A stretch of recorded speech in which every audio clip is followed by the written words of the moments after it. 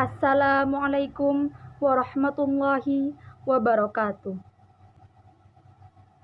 Alhamdulillahirabbil alamin wa bihi nasta'in wa ala umurid dunya waddin. Assalatu wassalamu ala asrofil anbiya'i wal mursalin sayyidina Muhammad wa ala alihi wa sahbihi ajma'in. Amma ba'du. Yang saya hormati Bapak dan Ibu Dewan Juri yang arif dan bijaksana. Yang saya hormati seluruh panitia penyelenggara, gebiar mahasiswa, warga pendidikan agama Islam, dan tak lupa kakak, adik, dan teman sejawat yang senasib seperjuangan. Pertama-tama, marilah panjatkan puja dan puji syukur kehadiran Allah Subhanahu wa Ta'ala yang telah memberikan rahmah serta hidayahnya kepada kita semua, sehingga kita semua dapat dikumpulkan dalam keadaan sehat jasmani maupun rohani. Sholawat bertangkaikan salam, berdaunkan rindu, berbuah syafaat. Marilah kita junjung tinggi Nabi besar kita, Nabi Muhammad Sallallahu Alaihi Wasallam. Karena berkat beliaulah yang membawa kita dari zaman jahiliyah menuju zaman yang penuh terang benderang seperti saat ini.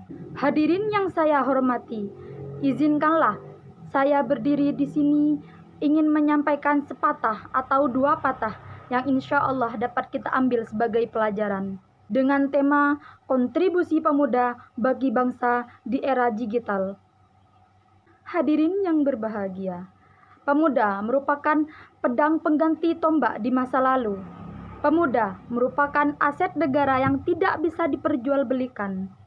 Kondisi pemuda saat ini merupakan gambaran masa depan bangsa dan negara. Bahkan Bung Karno pernah mengatakan, berikan aku 10 pemuda, maka akan aku guncangkan dunia. Mari teman-teman semua tanyakan pada diri kita sendiri, apa sumbangsih kita kepada bangsa dan negara? Apakah kita hanya mau menonton? Apakah kita hanya mau menyaksikan? Apakah kita hanya mau menerima? Tanpa memilih menjadi bagian dari sebuah perubahan. Hari ini dengan perkembangan zaman teknologi dan pesatnya ilmu pengetahuan, maka kita sebagai pemuda tumbuhkanlah jiwa patriotisme, jiwa berpikir kritis, jiwa penuh dengan tanggung jawab. Jangan mau menjadi pemuda yang hanya aman di zona nyaman. Apa zona nyaman? Zona ketika kita tidak memiliki tantangan.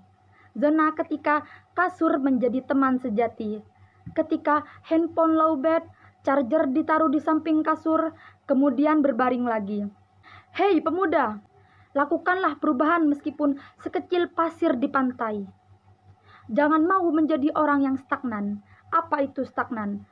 Orang yang hanya berjalan di tempat.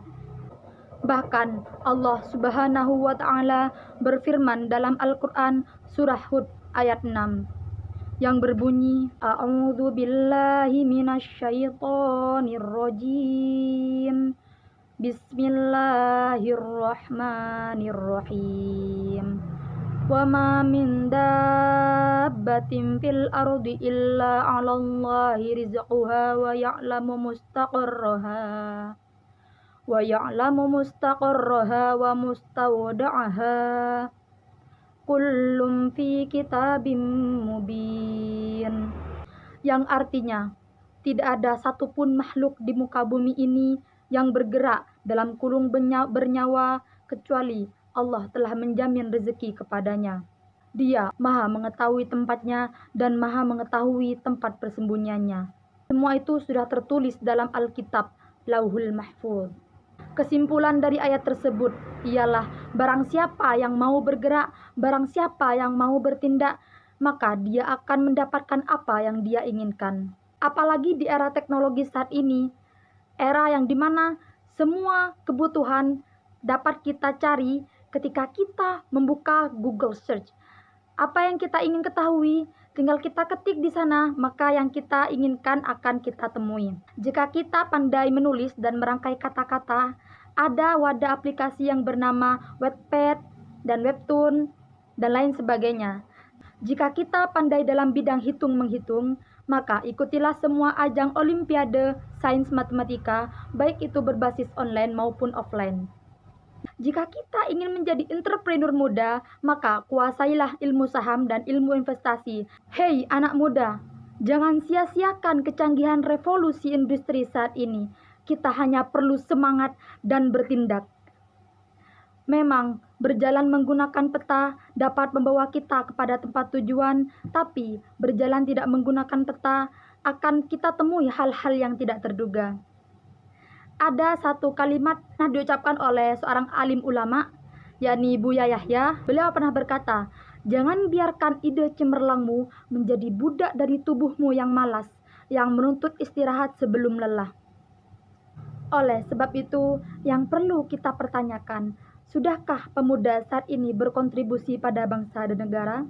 Untuk itu, mari teman-teman, jangan mengkotak-kotakkan antara kebutuhan dan keinginan. Karena keinginan bisa tumbuh jika kebutuhan sudah tercukupi. Dari itu, ambillah bagian, lakukanlah tindakan, karena pemuda merupakan masa keemasan, masa kegemilangan, masa ketika keinginan meluap-luap, agar nantinya ketika sudah tua, kita bisa menikmati keinginan yang sudah tercapai, tentunya dengan harga yang tak murah dibayar. Baiklah, sebelum saya menutup pidato kali ini, izinkanlah saya mengutip perkataan dari Kak Shirley Anavita. Seorang Perdana Menteri perempuan pertama Inggris pernah mengatakan, "What your talk for day become your word. What your word for day become your action. What your action for day become your habit. What your habit for day become your character. What your character for day become your destiny.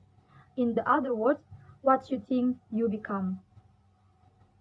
Perhatikan apa yang kita pikirkan, karena itu akan keluar menjadi sebuah ucapan, menjadi kata-kata. Perhatikan apa yang kita ucapkan, karena itu akan keluar menjadi sebuah tindakan, menjadi action. Perhatikan apa yang kita lakukan, karena jika diulang-ulang terus, itu akan menjadi sebuah kebiasaan. Perhatikan apa yang menjadi kebiasaan kita, mulai dari mata terbuka sampai menutup kembali, karena itu akan menjadi sebuah karakter. Perhatikan karakter kita, karena disitulah takdir kita. Dengan kata lain, apa yang kita pikirkan, demikianlah takdir kita. Urusan kun fayakun adalah urusan Tuhan yang Maha Kuasa. Urusan kita adalah berusaha semaksimal mungkin. Semua orang mendapat kesempatan yang sama, tapi tindakan merupakan nilai terekapitulasi dari sebuah kesempatan. Akhirul kalam, Assalamualaikum warahmatullahi wabarakatuh.